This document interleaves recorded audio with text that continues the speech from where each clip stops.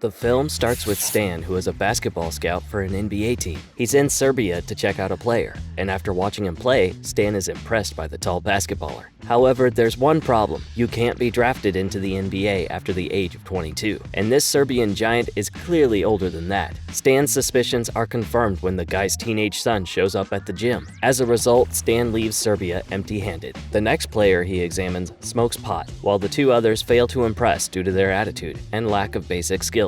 While sitting in Greece, he calls his wife Teresa, who tells him to stay away from fast food. The last player that Stan examines is a young basketballer named Haas from Germany. A lot of people are interested in Haas, and even Stan thinks he has talent, but something's off about him. The next day, he returns to the US and goes straight to the Wells Fargo Stadium at the Philadelphia Sixers to meet his boss. Outside the meeting room, he meets his boss's daughter, Kat, who likes Stan and wishes him luck for the meeting. During the meeting, some people are singing Haas's praises, but Stan tells his boss Rex that Haas suffers from a bad attitude problem and he's not a team player. Rex's son Vin immediately opposes Stan, stating aggressively that they need Haas to win the championship. After hearing this, Stan backs down because he's just a scout, while Vin is the future boss of the Sixers. Later on, he's getting in the car when Rex asks him to take a drive with him. Rex knows Stan from his playing days and didn't like that Stan had to back down during the meeting. He knows why Stan did that, so he takes Stan back to the stadium and appoints him as the new assistant coach for the Sixers. This is a big position for Stan, and he thanks Rex for the opportunity. That evening, Stan goes home where he's greeted by his wife and his daughter, Alex.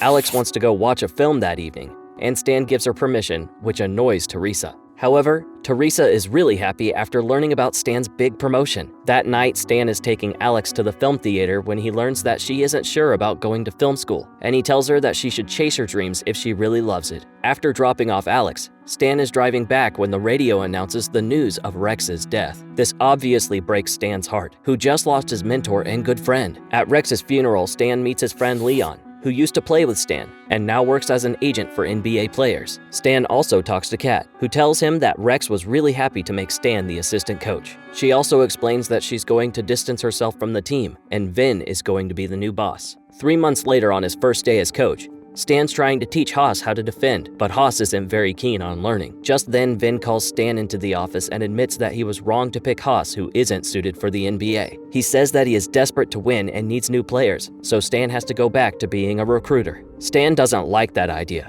but Vin says that if Stan can find him a great player, he can go back to being a coach. That evening, Stan shares his upsetting news with Teresa, who tells him to quit, but he says he's too old to take any risks. The very next day, Stan is on a flight to Spain to check out a local player. He meets up with Leon in Spain, who tells him to quit working for Vin and work as a scout for him. Apparently, Vin is hell-bent on changing the whole team, and Stan might be the first one on the chopping block. With all of this on his mind, Stan tries to go see the Spanish player, but the guy turns out to be injured. Stan's day is getting worse, and he goes to a basketball court to let off some steam. There, he notices a dozen of people watching a match. One of the players is a great attacker, and no one can stop him from scoring. That is until a tall guy named Bo steps up. Bo is wearing work boots, but even in those, he manages to stop the guy from scoring. After the match, the attacker is pissed, and he throws a ball at Bo. Bo is mad, but he makes a bet with the guy. He says he will accept defeat if the guy can even touch the basket with the ball. The guy obviously takes the crazy bet, but Bo doesn't allow him to score on all 3 tries. Stan is beyond impressed and tries to talk to Bo, but he gets on the bus after the match. Stan catches up to the bus and uses a translation app to explain how he was impressed with Bo, but the translation makes Stan sound like a pervert. Bo gets off the bus to get away from Stan, but Stan follows him to his apartment, where Bo finally loses his temper and comes out wielding a bat. Bo's mom and daughter try to calm him down while Stan explains that he's an NBA scout. He even gets on a call with the former pro to prove that he's not lying. Bo invites Stan into the house, where Bo's mother explains that he was invited to play in America at the age of 15, but that's when he had a daughter, so he didn't go. Stan offers Bo to come to a court trial, and after learning that a pro contract can pay him close to $1 million, Bo agrees. The next morning, Bo comes to the court, and pretty soon everyone is impressed by his raw talent. Stan excitedly tells Vin and Leon about it, but Vin says that he's not sure about drafting an unknown player. He tells Stan to ditch Bo and keep searching. Stan, on the other hand, decides to take Bo to the US. He even allows the tall player to have the first-class seat. After landing, however, Bo gets detained by immigration. Stan learns from his lawyer that Bo has some assault charges to his name and he should stay away from trouble. This is big news for Stan, who tells Bo not to hide such things. That evening, he's out shopping with Teresa, who is surprised that Stan brought home a player even without a nod from his boss. Stan tells her that Bo is an extremely special player, and by introducing him to the world, Stan can grow a lot in his career. After getting Teresa's approval, Stan goes to Bo's hotel the next morning, but Bo is outside playing with local players to make some quick cash. Stan takes him back to the hotel, where he's shocked to see how much food Bo has wasted last night. Stan tells Bo about an upcoming tryout, which is arranged by Leon. Stan thinks that they'll most likely see new talent in this tryout. However, after getting there, Stan finds Vin talking to Leon and realizes that the whole thing is really serious. Stan asks Vin to watch Bo play, but he's more worried about a guy named Kermit, who's one of the prized picks in this year's draft. Stan tells Bo to take Kermit down to show off his talent, so Bo gets close to Kermit,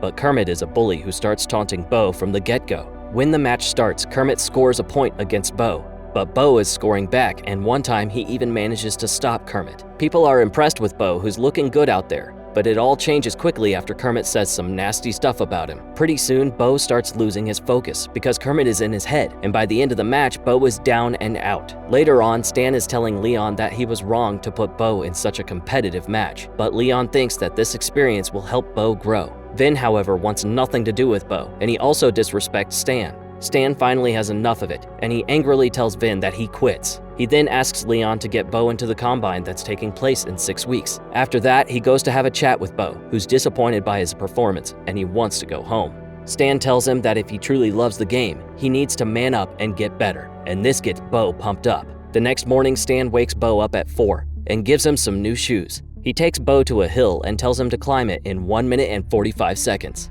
Bo starts running, but he's having a lot of trouble and barely manages to get to the top in over 3 minutes. Stan also asks Alex to film Bo's training, and in his first training, he shows Bo how to break through the defense. After the training, Bo and Stan look at the footage. Stan tells him to play without thinking about what anyone is saying. In the very next session, Bo is shooting when Stan says something bad about his mom. Bo gets upset, but Stan explains that people will try to mess with his head, so he needs to learn how to ignore everyone while playing. His advice works, and Bo stops worrying about what Stan is saying. Stan gets home that evening to see Teresa, who is worried about how much Stan is spending on Bo. She's even more worried after learning that Stan quit his job, but she still believes in him. Things are getting hard for Stan, and with 2 weeks remaining till the combine, he asks Bo to get ready for training at 3:30 a.m. In the next couple of weeks, Stan pushes Bo to learn how to pass and defend, while making him run up that hill. Bo's even hitting the gym, and he's getting better at everything. Before long, he's climbed the hill at a blistering pace, and nothing seems to distract him anymore.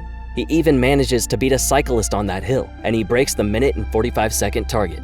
Then one evening, he's having dinner with Stan's family when he shows everyone the picture of his daughter and explains that he misses her. Stan, on the other hand, is busy asking Leon if Bo is included in the combine. Bo asks why Stan quit his pro career, but Stan ignores the question and instead tells the story of how he met his wife. Later on, he's doing the dishes when Leon calls him and says that everyone knows about Bo's criminal record. They turn on the TV where Vin tells a reporter that the Sixers never wanted Bo in the first place. After hearing this, Bo leaves the home in anger. Stan goes after him, but Bo grabs him by the collar thinking that Stan betrayed him. Stan asks Bo to calm down and get in the car. While driving, Bo says that he isn't a violent criminal, and he only assaulted the guy because he was trying to exploit his daughter for money. Stan tells Bo that everyone messes up at some point. Stan tells the story of how he was driving under the influence with Leon and got into an accident.